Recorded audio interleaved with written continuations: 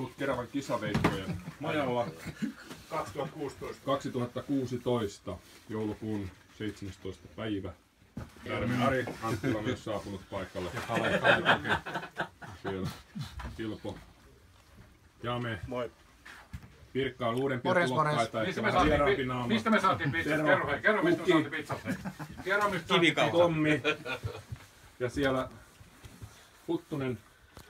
Jyrän paras täällä. Ja tässä vielä legendaarisempi. Kaikkein legendaarisempi. Passe Auvinen. Ja vielä katsomme tänne saunan puolelle nopeasti. Täällä saunassa vielä 2 sälliä.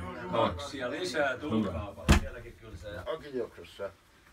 Ja ne rakenti jonkun semmonen pikku möki siihen joku, miksi tämä sanotaan tommonen, no joo, niin sitten oli sokkeli purettu ja ne laudat heitetty sinne sivulle, niin meidän pallo meni, niin yhdessä laudassa oli naula, niin se pallo meni siihen. Ja se pallo sanoi, ja se oli ihan ton näköinen sitten se pallo, se on meidän himas. Olas pelaajatkin semmosia? Ei. Muistan sen joku aamuvuoro 10 siellä alkoi, niin puuporukka pelaa, niin late tulee sitten vähän myöhässä, niin se eri suunnasta ihan mistä hotellihuone pitkätäkin päällä. Oletko käynyt vähän kylillä? Ei uskalla. Ei uskalla. Puolella mentiin pimeillä syömään, niin hyvin moni tuli tähän malliin sieltä sinne ruokailuun, että olipas ihmeellinen korttipeli.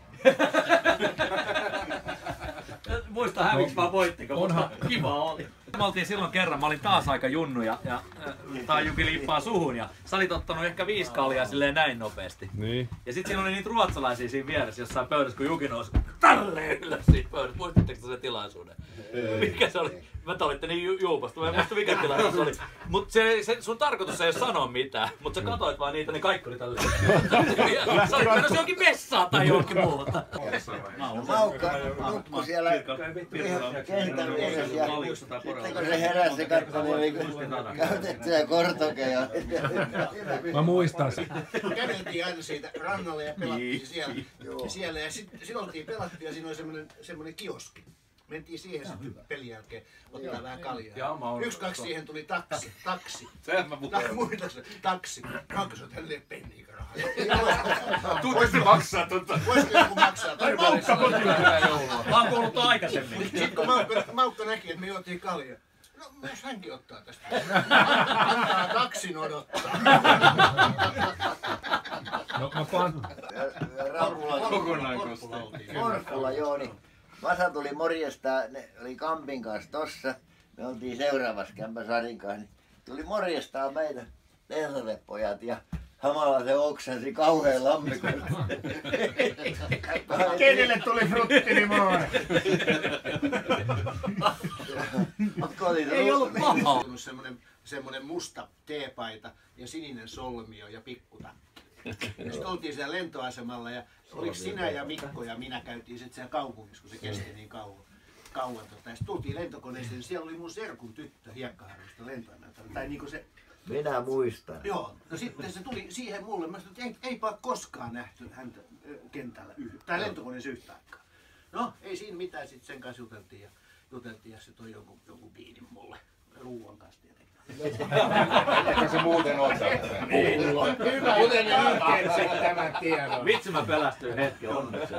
No sitten siellä oli sellainen tuttu Kimma, joka pelasi vielä korista tikkurassa. Semmoinen jo vanhempi lentoemäntä siinä porukassa mukana. Ja muista kenen kanssa me istuttiin siinä jotain kaljaa juotiin. Ja yksi kaksi tuli, että ootkohan sinä se henkilö, kun tässä on takana tuolla yksi herrasmies sanoi, että nämä kaikki laskut tulee tänne.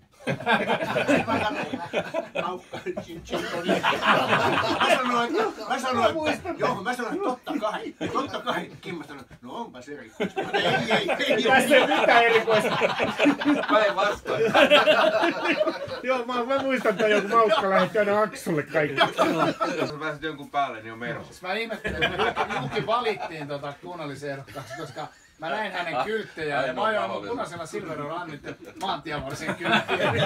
Tää sanoo Kaikki on pyytänyt. Eli ensimmäinen oli helppo. Ensin se rottu. Mikä on vastaus? Cleveland Cavaliers. Oli toissa kaudellakin vastakkain, sitä kohdasta tehtiin. No sitten Hesarin mukaan 12.10.16 oli 33. Yes. Kaikilla ei välttämättä ole ollut. Anteeksi, mikä oli kysymys? Suomalaisten kuusi on oikein. Tämän piti olla helvetin helppo. Niin. Kaikki muutkin kysymykset. Niin, kyllä. 84, Arto Härkönen.